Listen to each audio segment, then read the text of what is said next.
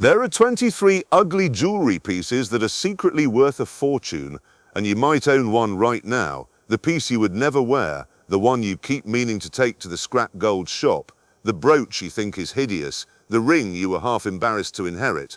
Here is the strange truth this whole video is built on. In jewelry, ugly and valuable are not opposites.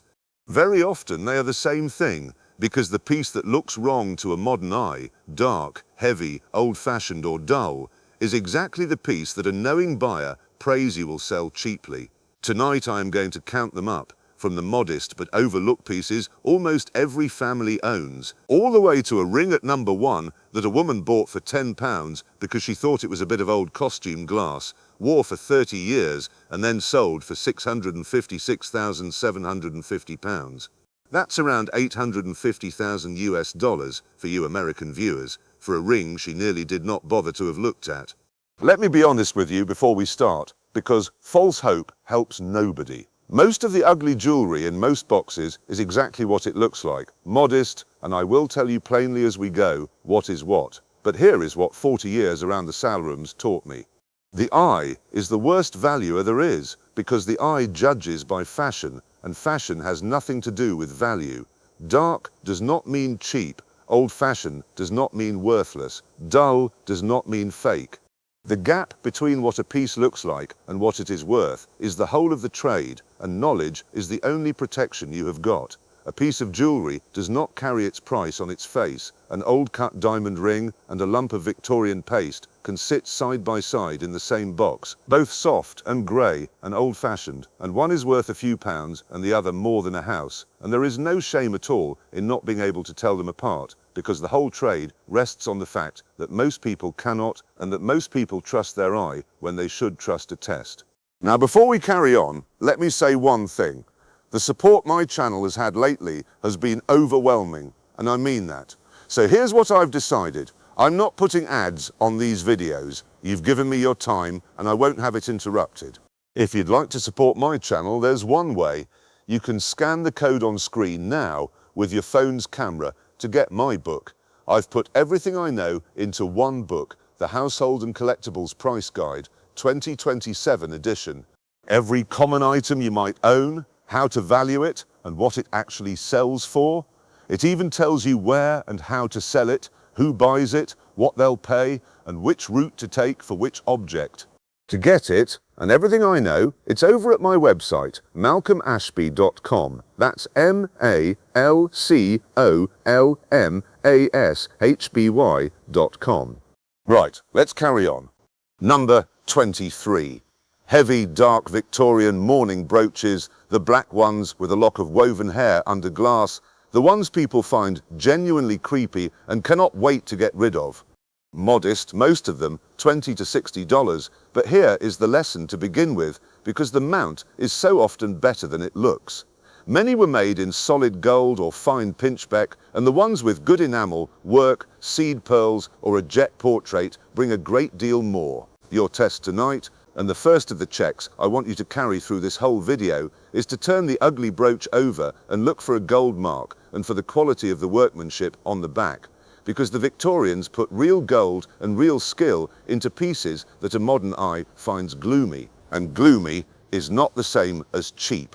I have seen mourning brooches thrown straight into the scrap bag because a family found them morbid and wanted them gone, when the mount alone was good gold and the enamel work was fine, and the little thing they could not bear to look at was worth more than the ring they had kept. Number 22. Gate bracelets and heavy curb chains, the old-fashioned links your grandmother wore that look dated and clunky now? Unfashionable, yes, but here is the first hard number of the evening, because these are frequently solid 9 or 15 karat gold, and a heavy Victorian gate bracelet with its little padlock clasp can be worth several $100s in gold alone, and far more if the workmanship is fine.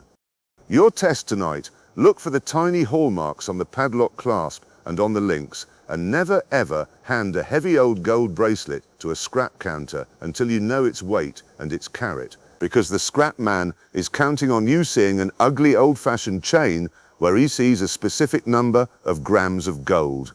This is the single most common everyday loss in the whole of the jewelry trade. The heavy old gold chain, dated and unloved, weighed and bought for a fraction of a fair price from someone who never thought to check the carat or the weight themselves first. Number 21. Dull grey, unpolished pieces that look like old silver. And this is one of the great traps, because silver goes black and platinum goes dull grey, and the untrained eye reads both as cheap and tarnished. Platinum, the heaviest and one of the most valuable precious metals, was not compulsorily hallmarked in Britain until 1975, so a great deal of fine older platinum jewellery carries no clear mark and looks like dingy old silver.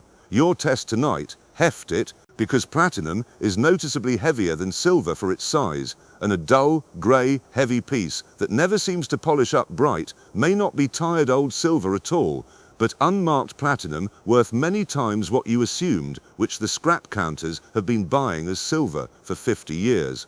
The unmarked platinum trap has quietly enriched a great many buyers because a dull grey ring or brooch, heavy in the hand and never quite bright however you polish it, is exactly what unmarked early platinum looks like, and the person selling it as tired old silver has no idea they are handing over one of the most valuable metals there is. Number 20. Chunky bakelite and early plastic bangles, the thick orange, green and cherry red ones that look like cheap old plastic tat.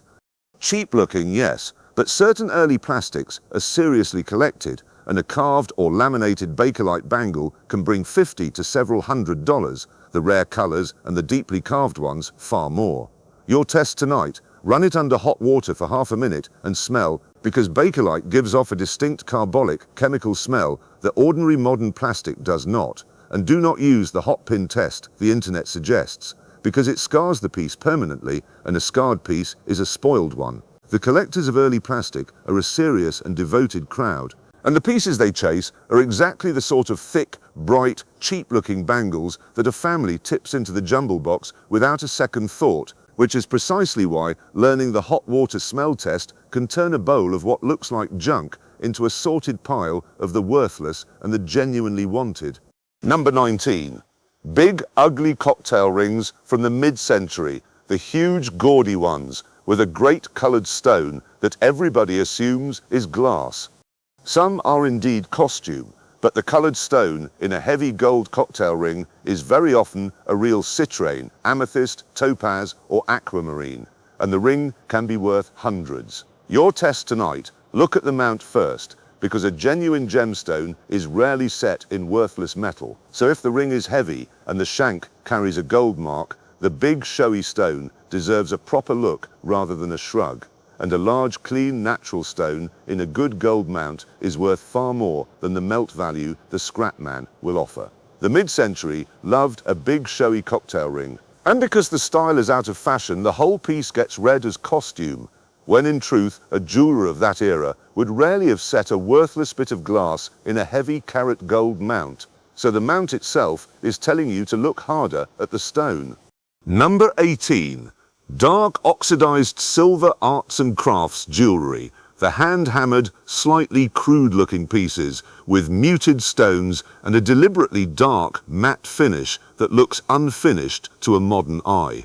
That rough, dark, handmade look is exactly the point, because fine arts and crafts jewelry by the good makers is highly collected, bringing hundreds to thousands. Your test tonight: look for the marks of handwork, hammered surfaces, hand-set cabochon stones, and a maker's mark, because the pieces that look least like shop-bought shiny jewelry are frequently the ones a collector wants most, and clumsy-looking is often handmade, which is the opposite of cheap.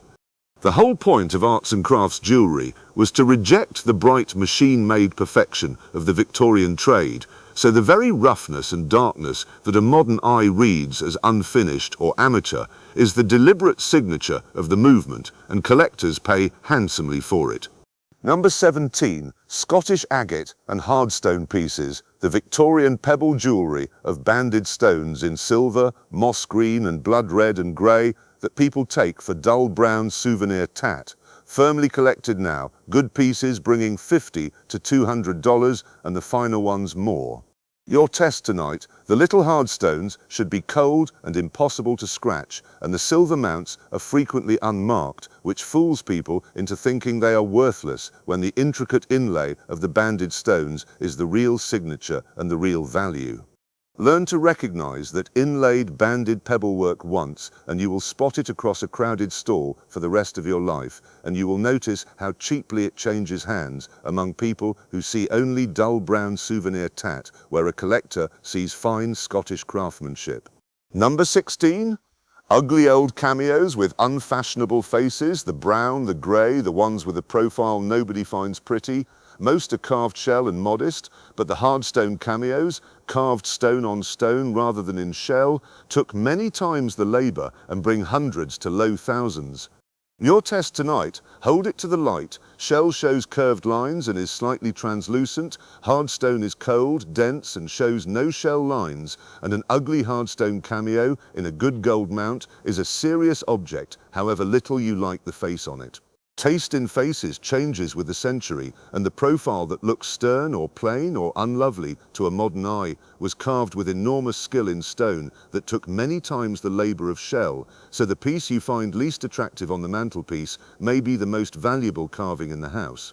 Number 15. Heavy Victorian lockets and alberts, the big gold lockets and the watch chains that look impossibly dated, out of fashion entirely, which is exactly why they sell cheap to people who should know better. But a large solid gold locket or a heavy Albert chain is worth hundreds in gold alone, and more for the workmanship.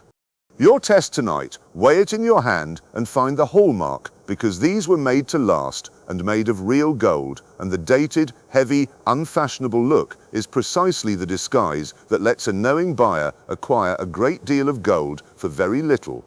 A big Victorian locket or a heavy Albert chain feels hopelessly old-fashioned now, which is exactly why they sell so cheaply, and exactly why a dealer is so pleased to buy them, because fashion will pass, but the gold in them is weighed on the same scale it always was. Number 14. Old paste and cut steel jewellery, the grey glittery pieces and the ones set with little faceted steel studs that everyone assumes is Victorian costume rubbish. Georgian paste, hand-cut and closed set over coloured foils, is now genuinely scarce and brings hundreds, and fine-cut steel is collected too.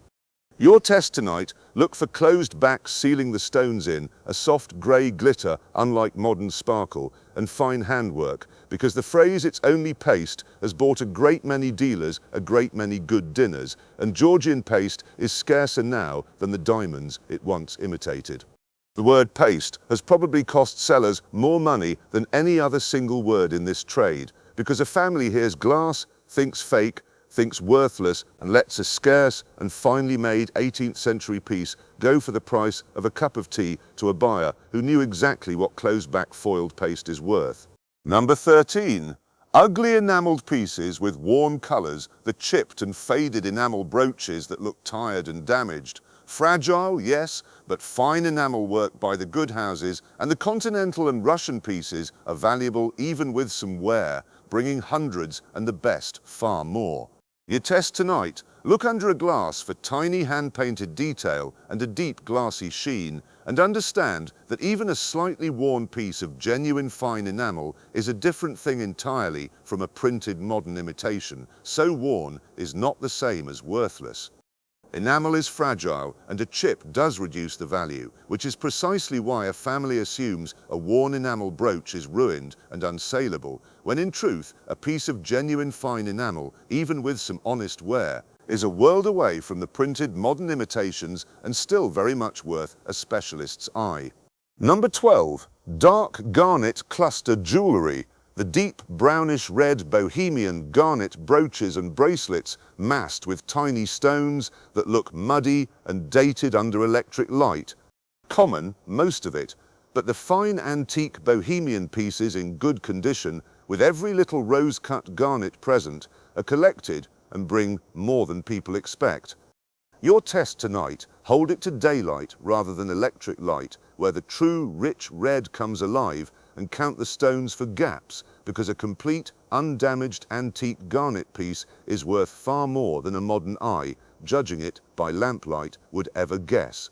Bohemian garnet jewelry looks muddy and dark under electric light, which is how most people see it and why most people dismiss it, but carry the same piece to a window and the deep true red comes alive. And a complete antique example with every little rose-cut stone present is a genuinely collected thing. Now, a quick word. If you've got any old things at home, don't do anything with them yet, not till you know what they're worth. My full price guide, every common item you might own and what it sells for, is over at my website malcolmashby.com. That's MALCOLM Ashby.com, or scan the code on your screen. Now back to it. Number 11. Big ugly brooches with dull white stones, and here we cross into real money and into the commonest mistake in the whole video. A large old brooch set with dull, grey, lifeless white stones is dismissed as obvious costume, but old diamonds, cut by hand for candlelight, have a soft, deep flash, quite unlike modern glitter, and they collect decades of grime until they look dead. Clean a filthy old brooch in warm, soapy water and it can wake up astonishingly. Your test tonight: look sideways into the stones for big, irregular facets and a tiny flat circle at the base, the open cullet, which is the fingerprint of hand-cut diamonds. And never let anyone buy an ugly old white stone brooch for a token price until a jeweler has confirmed what those stones are. The grimy brooch story is one of the great truths of this trade, because old diamonds gather decades of soap, face powder and hand cream in their settings until they look grey and lifeless, and a 2-minute clean in warm soapy water has turned many a brooch a family had written off as paste into exactly what it always was. Number 10. Heavy dark chains that might be platinum or white gold, the dull, unglamorous neck chains and bracelets that look like base metal. This is the metal trap again at a higher level, because a heavy, dull white chain that never brightens may be platinum or white gold, worth hundreds to thousands, quite apart from anything hanging on it. Your test tonight: weigh it against a known silver chain of the same size, because if the dull, ugly chain is markedly heavier, it is not the cheap thing it appears, and a scrap counter offering you silver money for a platinum chain is one of the quiet, everyday robberies of this trade. It is worth saying plainly, because it happens every single day, that a dull white chain sold across a counter as scrap silver, when it is in fact platinum, can mean the seller receives a small fraction of the true value and never knows the difference. Number 9. Ugly sign designer pieces you find modern and cold, the stark, plain, unfussy pieces from the great 20th century houses that a traditional eye finds charmless. Charmless to you is collectible to the world, because a piece signed by the right house carries a value many times an unsigned piece of the same materials, from hundreds into many thousands. Your test tonight: a jeweler's loop over every clasp, back and fitting, hunting the tiny stamped signature and any serial number, because you may dislike the design intensely and still be holding a piece whose signature multiplies its value 10 or 50 times over. Your taste and the market's taste are two different things, and a stark, plain, modern piece you find cold and charmless may carry a signature that a collector across the world is hunting. So the first thing a good dealer does is read the fittings in silence before saying a word about price. Number 8. Coral and old ivory pieces that look yellowed and dated, the carved coral roses and the old cream carvings that a modern eye finds fusty. Genuine old carved coral, especially the deep oxblood red, is now valuable because the trade in new coral is largely closed and fine antique pieces bring hundreds. Your test tonight: genuine coral shows fine natural growth lines and is warm to the touch, where plastic imitations are too even and too light, and a large, well-carved piece of true red coral is a stronger thing than its fusty, old-fashioned look suggests. A word of care: old ivory carries legal restrictions on sale that vary by country, so that is a piece to have assessed properly rather than sold casually. Number 7. Ugly coloured stone rings you assume are glass, the big green, red and blue stones in heavy old mounts that look far too large to be real. Sometimes they are glass. But sometimes the great green stone is a genuine emerald, the red a real ruby or spinel, the blue a fine sapphire, worth thousands in the stone alone. Your test tonight, a rich green, red or blue stone in a heavy old gold mount should never be assumed glass, because the one time it is a fine natural coloured stone, it outvalues everything around it, and only a laboratory can settle origin and treatment, which is exactly the question the scrap-minded buyer hopes you never ask. Number 6. Dark old cluster and cocktail brooches, heavy with small stones, the fussy, over-decorated pieces that look like a cluttered mess to a modern eye. That cluttered mess is often a carat or two of good old diamonds and coloured stones in a fine mount, worth thousands, however unfashionable the style. Your test tonight, count the stones and look at the quality of the main ones under a loupe, and understand that a busy, old-fashioned, unloved cluster piece is very often a serious quantity of real stones that a knowing buyer would be delighted to take off your hands at a fraction of their worth. Number 5. Ugly yellowish diamonds you think are low quality, and here is one of the cruelest traps of all. A diamond with a definite warm yellow tint gets dismissed as a poor, off-color, cheap stone, when a strongly colored natural yellow diamond is a fancy colored diamond, graded on an entirely separate and far higher scale, worth many multiples of a white one the same size. Your test tonight, an old diamond with a real, definite, sunny yellow body color is not a low-grade stone to apologize for. It may be a fancy yellow worth tens of thousands, and only proper grading will tell you which. So those are the last stones on earth you sell cheaply. Number 4. Ugly heavy foreign gold that looks brassy and orange, the high-carat Middle Eastern and Asian gold that looks too yellow, too soft and too brassy to a Western eye used to paler 9-carat. That brassy orange color is exactly what high-carat gold looks like, because it is 22 or even 24 carat, nearly pure, worth far more per gram than the paler gold most people know. Your test tonight, do not dismiss deep orange gold as fake or brassy tat, because the color that looks wrong to a Western eye is the color of the purest and most valuable gold there is, and a heavy piece of it is worth a great deal more than the same weight of ordinary 9-carat. Number 3. Ugly old pearls you think are yellowed junk, the dull, creamy, slightly yellowed old necklaces that look tired and unfashionable. Almost every modern pearl is cultured and modest, but before about 1920, every pearl was natural, formed wild by chance, and natural pearls are extraordinarily rare and worth thousands, and they can only be told from cultured by X-ray. Your test tonight, any old, slightly yellowed pearl necklace that could date before 1920, especially one with a fine old diamond clasp, deserves to be X-ray tested rather than dismissed as yellowed junk, because grandmother's tired old pearls are among the most undervalued things a jewelry box can hold. Number 2. The looked worthless piece that fooled the experts, and I put this at number 2 as a warning before the payoff, because at this level the whole lesson becomes a single point. Some of the most valuable jewelry ever sold looked, right up to the moment it was tested, like costume glass, and fooled not just the owners, but people who should have known better. Fine old diamonds have a soft, deep, sleepy look, quite unlike the hard, bright glitter of modern cut glass and cubic zirconia, and that gentle, old-fashioned, almost dull appearance is precisely why the greatest sleepers get read as fakes. Your test tonight is the discipline of this entire video at its sharpest, that the more certain you are a sparkling old stone is too dull, too big, or too old-fashioned to be real, the more that is a reason to have it tested, not a reason to skip the test. Number 1. The tenor ring, the piece that proves everything this video has said, and the finest example in the world of ugly and valuable being the same thing. In the 1980s, a woman bought a large sparkling ring at a car boot sale in London for £10.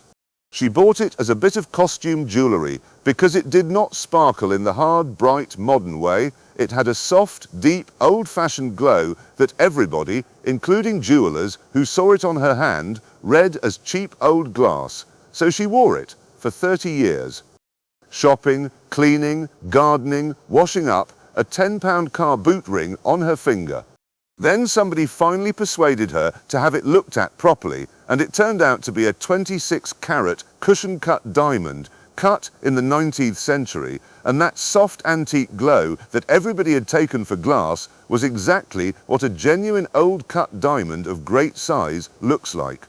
In 2017, it sold at Sotheby's in London for £656,750, which is around $850,000 for you American viewers.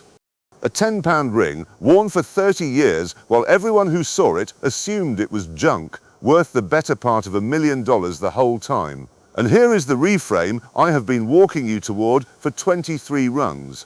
That ring was not undervalued because it looked cheap and nasty. It was undervalued because it looked wrong to a modern eye, too big, too soft, too old-fashioned to be real, and the person who owned it had been taught, as we all have, that bright and hard and new means real, and soft and dull and old means fake. That lesson is exactly backwards, and it is the single most expensive mistake in this entire subject. The ugliest, dullest, most old-fashioned, most easily dismissed piece in your house is, more often than anything else, the one worth having looked at, because looking wrong to your eye and being worthless to a jeweler are two completely different things. Your test tonight, and it has run under every piece on this list, is to stop asking whether a piece looks valuable, because looking valuable is the least reliable signal there is, and start asking 3 questions instead. What is the metal truly by its weight and its marks, not by its color? What are the stones truly, tested, not assumed from how they sparkle? And has anyone qualified, with no reason to lie to you, ever actually looked at it? Those 3 questions are the whole of the trade, and now they are yours.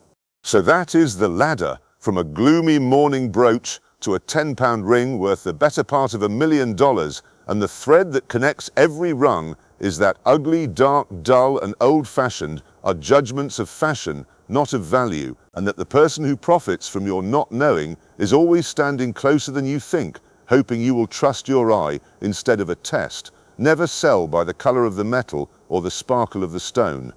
Never let anyone tell you an ugly old piece is costume or scrap or worthless until someone with no reason to lie to you has weighed it, marked it, and tested it. And be most careful of all with the piece you find ugliest, because in this video it was so often the one that mattered. If anything today looked familiar, have a proper look before you sell a single thing. Everything's in my price guide over at malcolmashby.com, or scan the code on your screen. I'll leave it up for you.